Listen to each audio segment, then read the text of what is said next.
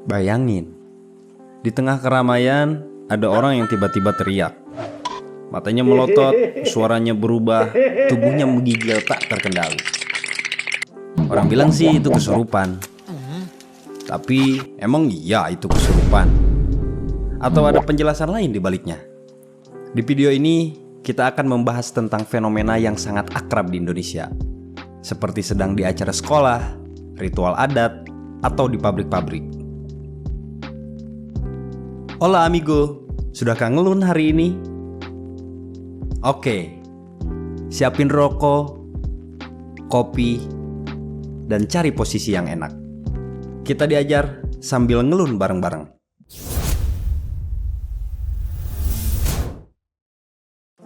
Kesurupan. Sebenarnya, apa sih itu kesurupan?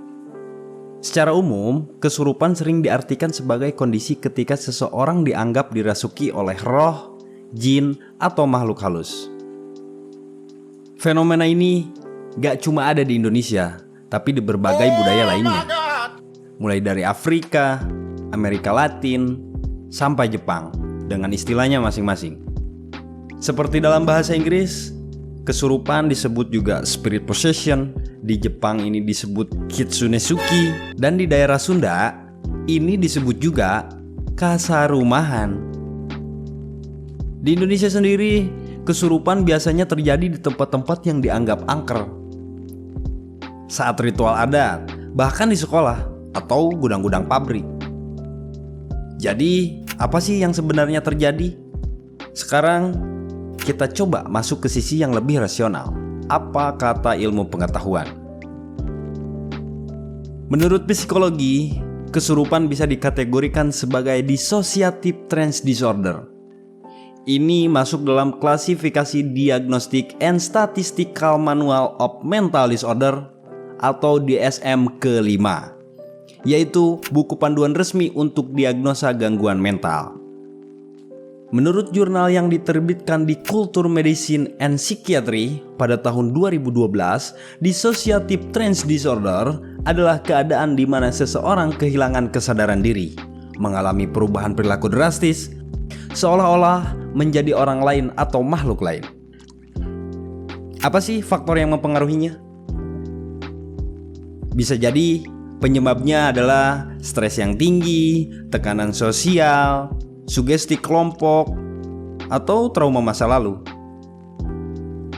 Bahkan dalam jurnal Asian Journal of Psychiatry disebutkan bahwa kesurupan massal di sekolah biasanya berkaitan dengan tekanan akademik dan kurangnya perhatian terhadap kesehatan mental siswa.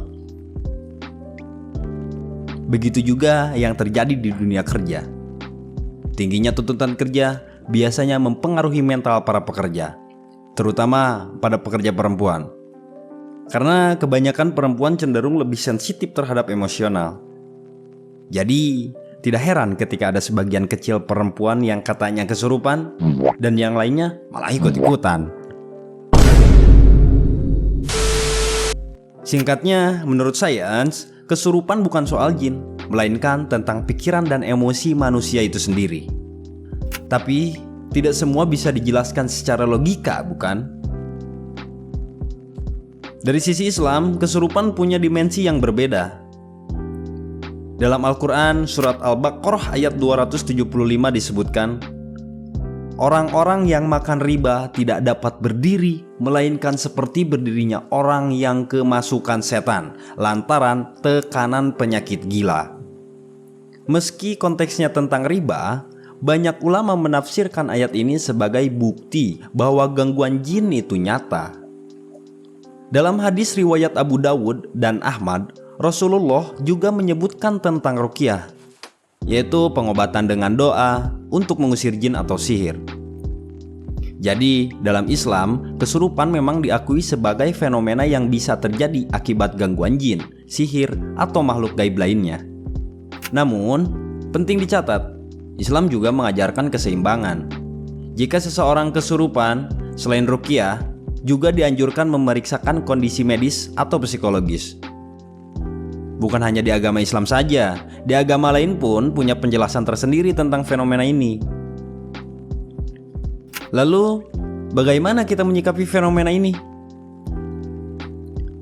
Sains dan agama sebenarnya tidak selalu bertentangan. Ilmu pengetahuan memberikan kita alat untuk memahami sisi mental dan kesehatan. Sementara agama mengingatkan kita bahwa ada hal-hal yang tak terlihat oleh mata manusia. Dalam Journal of Religion and Health, para peneliti menyarankan pendekatan kombinasi terapi psikologis dan spiritual care, terutama di masyarakat yang memegang kuat nilai agama. Jadi, kalau suatu saat kalian bertemu seseorang yang kesurupan, jangan buru-buru menyalahkan jin. Tapi juga jangan sepenuhnya menolak kemungkinan itu. Bisa jadi itu sinyal orang tersebut sedang butuh bantuan, bisa secara fisik, mental, ataupun spiritual. Antara dunia nyata dan yang tak terlihat selalu ada garis tipis.